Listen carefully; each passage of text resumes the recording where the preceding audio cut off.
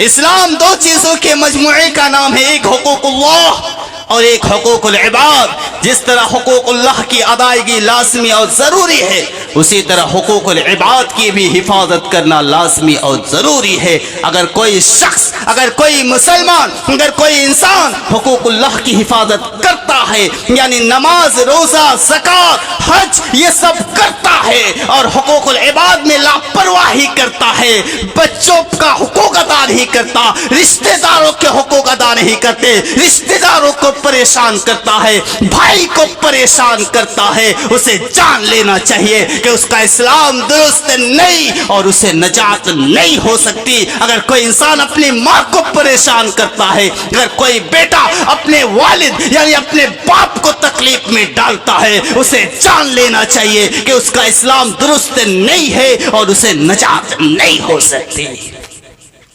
ये मैं नहीं कहता, ये जनाबे मोहम्मद रसूलुल्लाह सल्लल्लाहु अलैहि वसल्लम का फरमान है। आपने अपने साथियों को, अपने सहाबाए कराम को बैठाकर उन्हें उनकी तरफ मुखातब होकर कहा, ला यदखुलुल जन्नता, ला यदखुलुल जन्नता, कि अपने माँ बाप का नाफरमान जन्नत की खुशबू नहीं सूंघेगा। अपने वालिदैन के नाफरमान जन्नत की खुशबू नहीं सूंघेगा। ये माँ बाप का नाफरमान कौन है? जो नमाज पढ़ता है, जो अपने आप को परहेजगार कहता है, अपने आप को मुत्तकी कहता है। अगर ये नमाजी ना होता मुसलमानों, अगर ये नमाज पढ़ने वाला ना होता तो ये कहने की जरूरत ही ना थी कि अपने माँ बाप का नाफरमान जन्नत में नहीं जाएगा, इसलिए कि बेनमाजी तो जन्नत में जा ही नहीं सकता। नमाज पढ़ने वालों को कहा कि नमाज भी पढ़ो, अपने माँ बाप की खिदमत भी करो, नमाज भी पढ़ो, अपने माँ बाप के साथ रिश्ता बेहतरीन रखो, उनकी खिदमत करो, उनकी जहां तक हो सके उनकी मदद करो। नमाज पढ़ने वालों को कहा, नमाज नहीं पढ़ने वालों की कोई हैसियत नहीं। अब आगे चलिए, अल्लाह के नबी मोहम्मद रसूलुल्लाह सल्लल्लाहु अलैहि वसल्लम ने फरमाया, सल्लम अला मा तारिफु व अला मन ला तारिफु, उसे भी सलाम करो जिसे तुम नहीं जानते, उसे भी सलाम करो जिसे तुम नहीं जानते। मुसलमानों, आज हमारी हालत क्या है? हम जिसे जानते हैं उसे भी सलाम करने के लिए तैयार नहीं।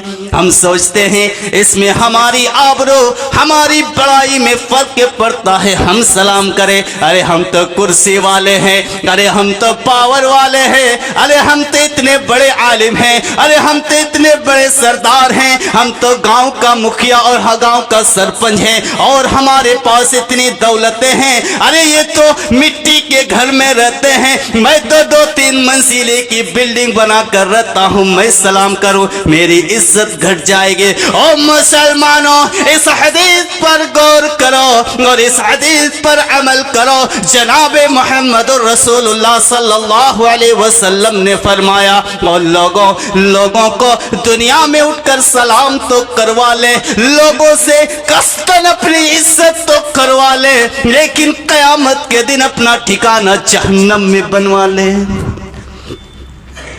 ये जनाबे मोहम्मद रसूलुल्लाह सल्लल्लाहु अलैहि वसल्लम का फरमान है। लोगों को अपनी इबादत पर मजबूर करते हो। कुछ लोग होते हैं कि देखने से सलाम करना पड़ेगा, इसलिए देखते ही नजरअंदाज करके चले जाते हैं। अगर गाड़ी से भी जा रहे, बाइक से भी जा रहे, वो जानता है कि मेरे आगे कोई खड़ा है, वो अगर देखेगा तो उसे सलाम करना पड़ेगा और इज्जत घट जाएगी। अरे भाई, इतना पावर है उनके पास, वो हम जैसे गरीबों को सलाम करे। जनाबे मोहम्मद रसूलुल्लाह सल्लल्लाहु अलैहि वसल्लम ने फरमाया, हदीस के अंदर आता है कि जब भी मोहम्मद रसूलुल्लाह सल्लल्लाहु अलैहि वसल्लम किसी रास्ते से गुजरते, किसी गली से गुजरते, सलाम करने में पहल फरमाते, आपकी ख्वाहिश ये होती कि पहले मैं सलाम करूं। और आज हमारी हालत क्या है? आज हमारी सोच क्या है कि हम लोगों को देखते ही नहीं, देखने से सलाम करना पड़ेगा। अल्लाह के नबी सल्लल्लाहु अलैहि वसल्लम ने इसीलिए फरमाया अफ़शुस सलाम व इत्आमुत तआम वसल्लु वन्नासु निआम। एक हदीस है, लेकिन रब्बे काबा की कसम अगर इसी पर अमल कर लिया जाए तो दुनिया और आखिरत दोनों सुधर जाएगी। दुनिया भी सुधर जाएगी और आखिरत भी सुधर जाएगी। आपने फरमाया लोगों को कसरत से सलाम किया करो। क्या कहा? लोगों को कसरत से ज्यादा सलाम किया करो, सलाम को फैलाओ। और दूसरी बात आपने कहा अल्लाह के वास्ते गरीबों को दिल खोल के पेट भर के खाना खिलाया करो और उस वक्त रब को मनाया करो जब कायनात सोई हुई हो। तीनों चीज हम मुसलमानों में नहीं है।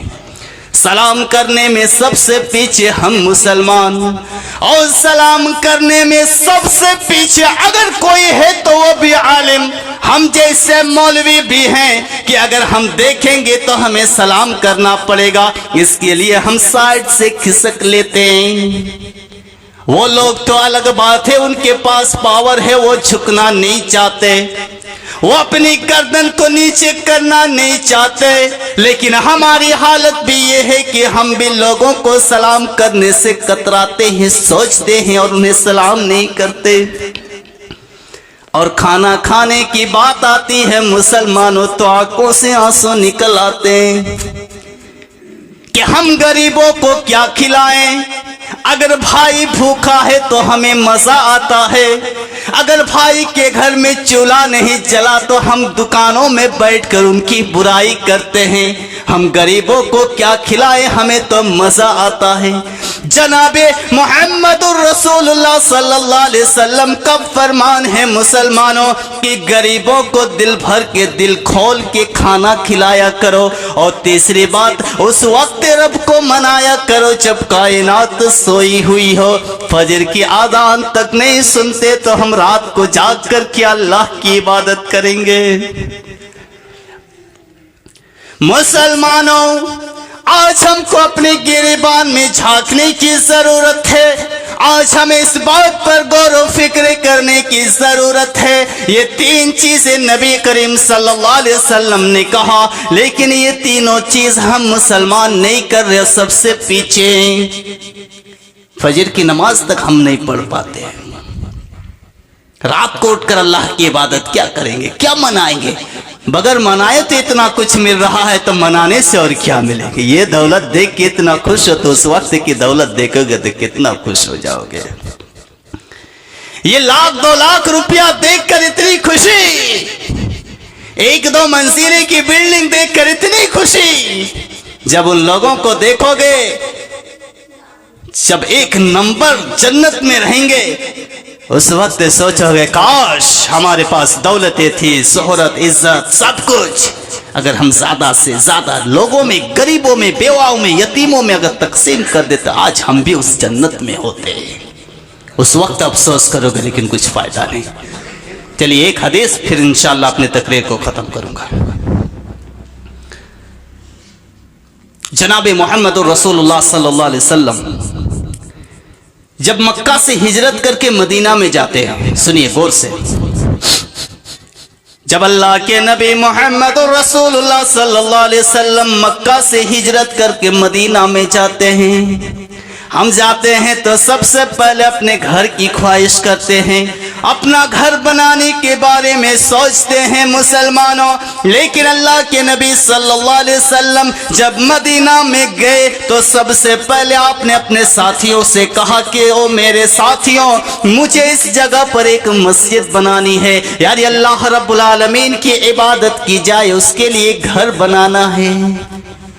फर्क देखिए कितना फर्क है। हम अपने घर की फिक्र करते हैं, अल्लाह के नबी सल्लल्लाहु अलैहि वसल्लम अल्लाह के घर की फिक्र कर रहे हैं। आपने अपने साथियों से कहा साथियों मदीना के अंदर तलाश करो, गलियों में और सड़कों में तलाश करो कहां पर खाली जगह पड़ी हुई है। तलाश करते करते एक जगह मिली जो अबू अय्यूब अंसारी रज़ी अल्लाह ताला अन्हु के घर के सामने वो जगह खाली पड़ी हुई थी। साहबाए कराम आते हैं अल्लाह के नबी सल्लल्लाहु अलैहि वसल्लम के पास और कहते हैं या रसूल अल्लाह, एक जगह मिली है। कहाँ पर? कहा यहाँ पर है। कहा ये जगह किसकी है? कहा या रसूल अल्लाह, ये जगह 2 यतीम बच्चों की है। यतीम बच्चे जिनके माँ बाप नहीं होते उन्हें यतीम कहा जाता। आपने कहा कि दोनों यतीम बच्चों को बुलाया जाए। दोनों यतीम बच्चे आते हैं और अल्लाह के नबी सल्लल्लाहु अलैहि वसल्लम उनसे कहते हैं बेटा ये जगह किसकी है? कहा या रसूल अल्लाह, ये जगह हमारी है। आप कहते हैं इस जगह को हम खरीदना चाहते हैं। आप कहते हैं बेटों क्या ये जगह तुम बेचना चाहते हो? वो दोनों बच्चे कहते या रसूल अल्लाह, ये जगह आपको किस लिए चाहिए? क्यों चाहिए ये जगह? अल्लाह के नबी मोहम्मद रसूलुल्लाह सल्लल्लाहु अलैहि वसल्लम ने ये नहीं कहा कि मैं यहाँ पर बिल्डिंग बनाऊंगा। आपने नहीं कहा कि मेरे सर पर भी कोई छाया नहीं, मेरे छत पर भी कोई छत नहीं, मैं अपने लिए घर बनाना चाहता हूँ। बल्कि अल्लाह के नबी सल्लल्लाहु अलैहि वसल्लम ने कहा कि मुझे इस जगह पर अल्लाह रब्बुल आलमीन की इबादत के लिए घर बनाना है, मुझे इस जगह पर मस्जिद बनानी है। वो दोनों यतीम बच्चे कहने लगे या रसूल अल्लाह, जब ये बात है तो पूछने की भी जरूरत नहीं थी। क्या थी? पूछने की भी जरूरत ना थी। आज हमारे ये मुसलमान पुराने जगह को तलाश कर रहे हैं, उन लोगों को तलाश कर रहे हैं जिसकी जमीन के कोई कागजात बने हुए ना हो ताकि वो जगह बेईमानी कर सके। ये मुसलमान ये ऐसे बेईमान मुसलमान हो चुके हैं कि 10, 50, 100 साल पहले जो जमीन किसी ने किसी को दान पर दी है या किसी ने किसी को दे दिया है, अगर उस पर कागज ना हो तो ये बेईमान मुसलमान उस चीज को तलाश करते हैं ताकि उनकी जगह को हड़प सके, ताकि उनकी जगह को अपना हासिल करके दौलत कमा सके। और यहाँ पर जनाब मोहम्मद रसूलुल्लाह सल्लल्लाहु अलैहि वसल्लम 2 यतीम बच्चों से कहते हैं, वो दोनों यतीम बच्चे कहते हैं या रसूल अल्लाह, अगर मस्जिद बनानी है तो पूछने की भी जरूरत ना थी, बनाइए। ये मुसलमान आपने कहा ओ मेरे बेटों, मोहम्मद रसूलुल्लाह सल्लल्लाहु अलैहि वसल्लम किसी की जमीन को हड़पने के लिए नहीं आया है, बल्कि मोहम्मद रसूलुल्लाह सल्लल्लाहु अलैहि वसल्लम तो कायनात में रहमत बनाकर भेजा गया है। नहीं, इस जमीन को हम कीमत देकर खरीदेंगे, फोकट में नहीं चाहिए, फ्री में नहीं चाहिए। कहा नहीं या रसूल अल्लाह, ये जगह पर आप थोड़े अपने लिए घर बना रहे, मस्जिद तो बना रहे, आप ले लीजिए। कहा नहीं ले सकते। तो फिर दोनों बच्चे कहने लगे या रसूल अल्लाह, फिर जो भी आपको हो आप दे दीजिए। दूसरा ऑफर सुनिए, पहले क्या कहा, पूछने की जरूरत नहीं। अब क्या कह रहे दोनों बच्चे, जो आपकी मर्जी हो आप दे दीजिए। आप क्या करते, अरे दे दो, कुछ उठा के दे दो, 10-20 हजार दे दो। अगर 10 लाख की जमीन है 20 हजार दे दो। हड़पने में हम माहिर फन है, किसी की भी जमीन को हड़पने में हमें मजा आता है।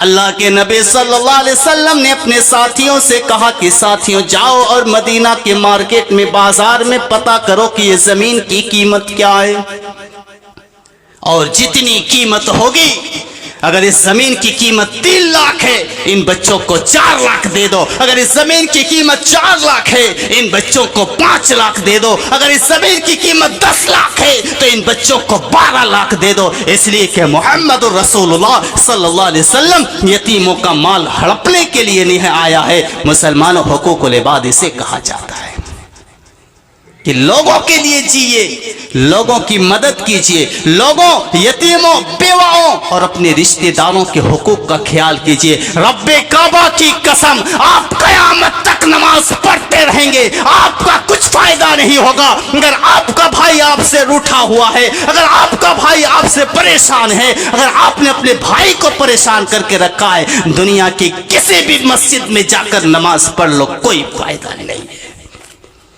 तकरीर और लंबी है, लेकिन वक्त इजाजत नहीं दे रहा। बस एक ही चीज कहना चाहता हूं कि लोगों के साथ मिलजुल कर रहिए। अगर किसी के साथ किसी का झगड़ा है तो उस झगड़ा को खत्म कीजिए, जुबान को चालू कीजिए, नहीं तो फिर कयामत के दिन आप पछताएंगे। अगर आपने किसी की जमीन को हड़प लिया है, अगर वो इंसान जिंदा है तो माफी मांग लीजिए, वो जमीन वापस कर दीजिए। अगर मर गया है तो फिर आप क्या करेंगे अल्लाह ही बेहतर जानता है। लेकिन अगर दुनिया में है तो फिर आप उसे वापस कीजिए, कोई चांस नहीं। अल्लाह रब्बुल आलमीन माफ कर सकता है, लेकिन अगर किसी को परेशान करके आप मरोगे माफी नहीं मिलेगी, अल्लाह रब्बुल आलमीन भी नहीं बचा सकता। मैं अपनी तकरीर को यहीं पर